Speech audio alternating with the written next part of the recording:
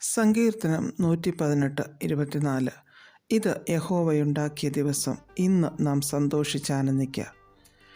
2025 കഴിഞ്ഞ 11 മാസക്കാലം ദൈവം നമ്മെ കാത്തുപരിപാലിച്ചു. ഒരു പുതിയ മാസത്തിൻ്റെ 1-ാം ദിവസം. ഇത് യഹോവയുണ്ടാക്കിയ ദിവസമായതുകൊണ്ട് നമുക്ക് സന്തോഷിക്കാം.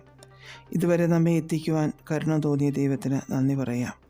ഓരോ പുതിയ ദിവസവും ദൈവത്തിൻ്റെ ദാനമായതുകൊണ്ട് നമുക്ക് കർത്താവിൽ സന്തോഷിക്കുവാൻ, ആനന്ദിക്കുവാൻ ഇടയായിത്തീരട്ടെ. സങ്കീർത്തനം 92:10 പുതിയ എണ്ണ എന്നെ തേപ്പിക്കുന്നു എന്ന് നാം വായിക്കുന്നു. ഓരോ ദിവസവും വേണ്ടുന്ന പുത്തൻ അഭിഷേകത്താൽ ദൈവം നമ്മെ നിറയ്ക്കുന്നു.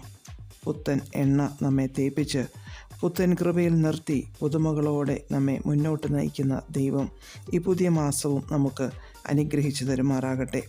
പരിശുദ്ധാത്മാവിൻ്റെ പുത്തൻ നിറവോടെ, പുത്തൻ ഫലങ്ങളോടെ നമുക്ക് നിലനിൽക്കുവാൻ ഇടയായിത്തീരട്ടെ.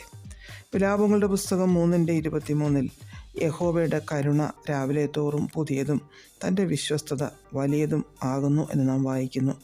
രാവിലെ തോറും തൻ്റെ കരുണയെ പുതുക്കി തരുന്ന ഒരു ദൈവം. മനുഷ്യരാണെങ്കിൽ തലേ ദിവസത്തെ കയ്പും വിദ്വേഷവും പകയും പിണക്കവുമൊക്കെ മനസ്സിൽ വെച്ചുകൊണ്ടായിരിക്കും പുതിയ ദിവസവും ഉണർന്നെഴുന്നേറ്റ് വരുന്നത്. രാവിലെ തന്നെ ദുഷ്ടതയെ താലോലിച്ചുകൊണ്ടായിരിക്കാം കിടക്ക വിട്ടെഴുന്നേൽക്കുന്നത്. എന്നാൽ നമ്മുടെ ദൈവത്തിൻ്റെ കരുണ പുതിയതാണ്. അതുകൊണ്ടാണ് നാം ഇന്നും മുടിഞ്ഞു പോകാതെ നിലനിൽക്കുന്നത്. സങ്കീർത്തനം 40:3 അവൻ എൻ്റെ വായിൽ പുതിയൊരു പാട്ട് തന്നു. നമ്മുടെ ദൈവത്തിന് സ്തുതി തന്നെ എന്ന് നാം വായിക്കുന്നു.